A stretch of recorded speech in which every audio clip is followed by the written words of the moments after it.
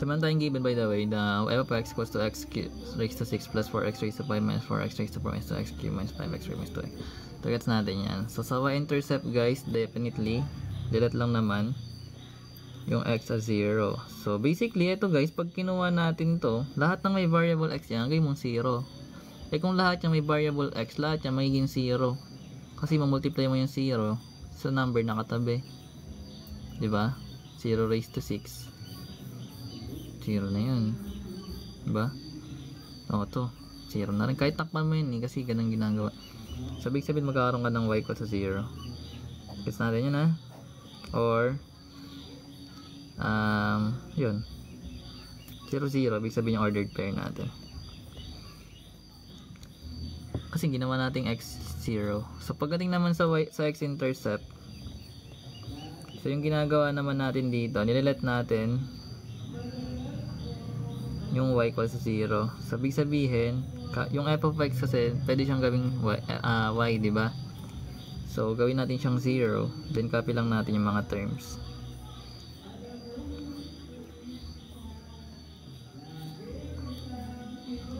Then minus 5x squared minus 2x. So ngayon, kung meron tayo nito guys, mapapansin mo kasi positive daw to. Yan. So ito guys, basta gano'n pa rin naman yun eh. Yan. So meron tayong ganito guys, like ganyan na. So ibig sabihin, pag nilet natin yung y as 0, mapapansin mo yung mga terms mo may pare-pare silang variable x, 'di ba? So ipa-factor out natin yung variable x.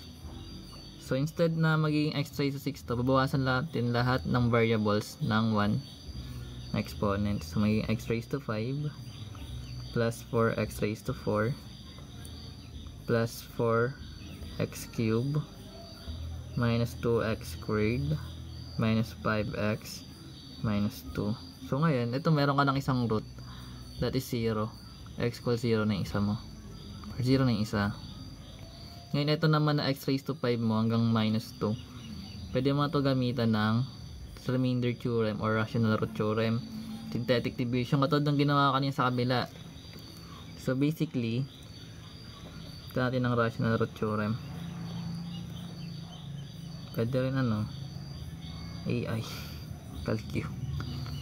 So basically guys, yung P over Q natin, kunin natin possible roots. Magka-trial and error ka dito actually. Then, yung P, sabi nga natin kanina, yung last term. Then, itong Q natin yung first term. So, meron tayong last term, that is negative 2. Lagay natin yan. Then, yung first term natin, that is 1. So, yung factors na possible sa negative 2, pwede siyang 1 times 2, pero dapat negative yung isa. Or, pwede na siyang 1, basta may plus minus siya. Gets na natin yun kasi 1 times 2 lang naman eh. Pwede siyang positive 1 tsaka negative 2, negative 2 pa rin yun. Pwede siyang negative 1 tsaka positive 2, negative 2 pa rin yun. Then sa case naman nito, sa 1 plus minus 1, so ibig sabihin pwede siyang dalawang positive 1, pwede siyang dalawang negative 1. O ngayon meron tayong possible roots. So pagdating sa possible roots, etong P over Q natin, di-divide mo lang. Kung ano yung roots na nandito, o yung factors na nandito, divide mo siya dito sa kabila.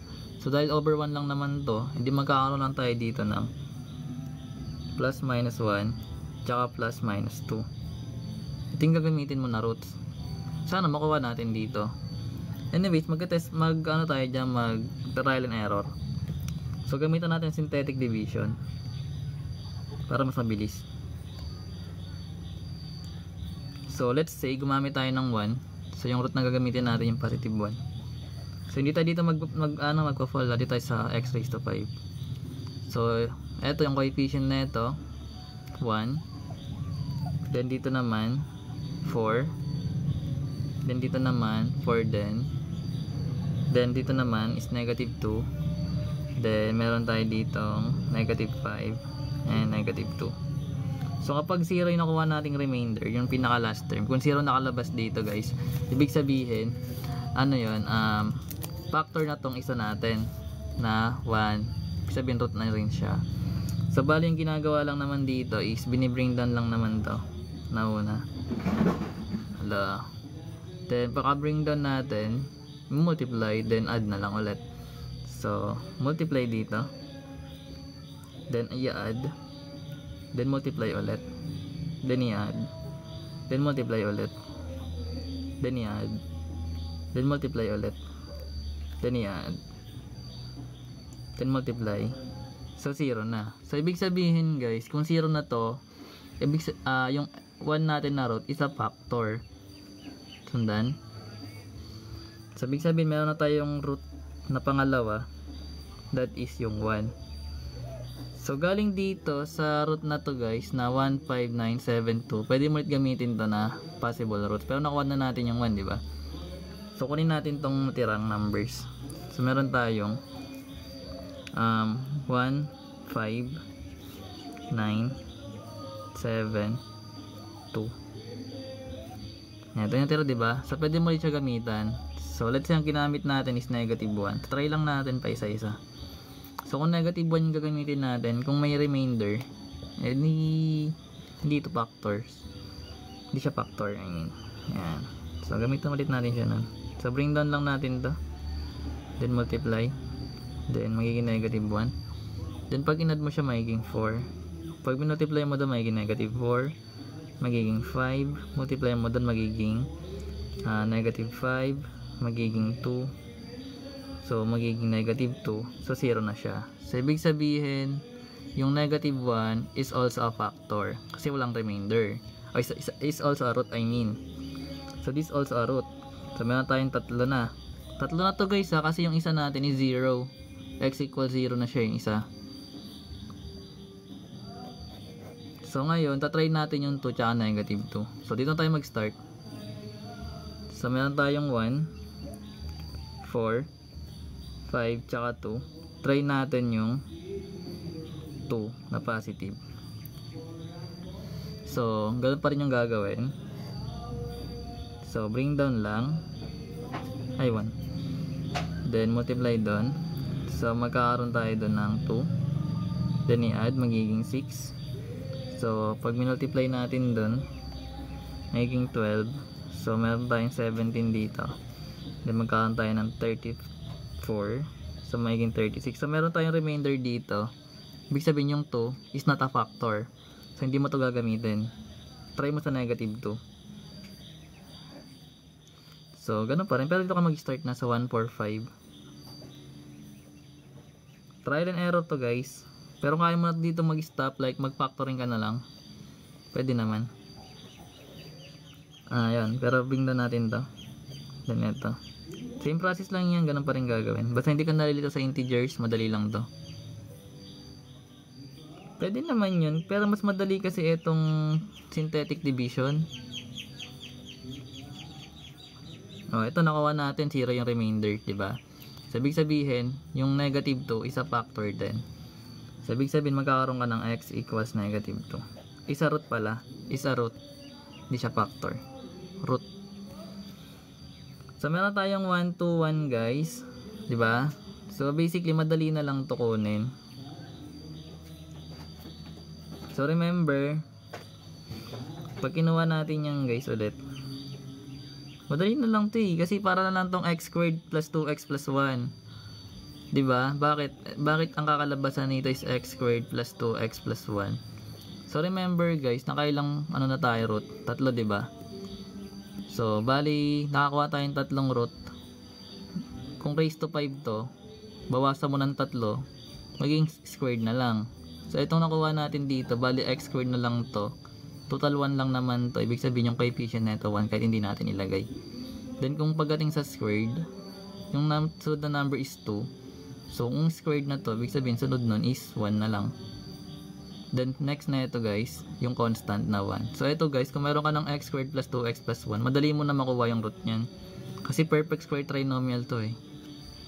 Bali magkakaroon ka dyan ng x plus 1 tsaka x plus 1 pag pinactor mo yan. Alam ko gets yun, diba? Fit mo sa 0. So ibig sabihin, may x equals negative 1 tsaka x equals negative 1 isa, or dalawang root na negative 1. So ito yung mga roots mo. Ibig sabihin meron kang 0, 1, negative 1, negative 2, Total tatlo yung negative 1 mo. Kahit isang negative 1 na lang yun. So which means yung roots na makuha natin, that is 0, 1, negative 1, negative 2. Wherein yung negative 1, tatlo siya. So makikita mo yung roots mo 6 kasi raise to 6 pero multiplicity. Ganyan yung ginagawa. Pero pwede mo siya i-remainder theorem kasi mahirapan ganun. Pero ganun pa rin yung process. Mas madali kasi pag synthetic. Basta walang remainder root yun.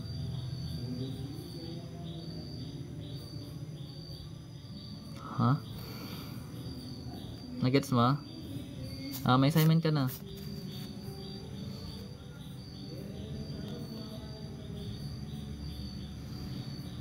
Papost ko yan dun.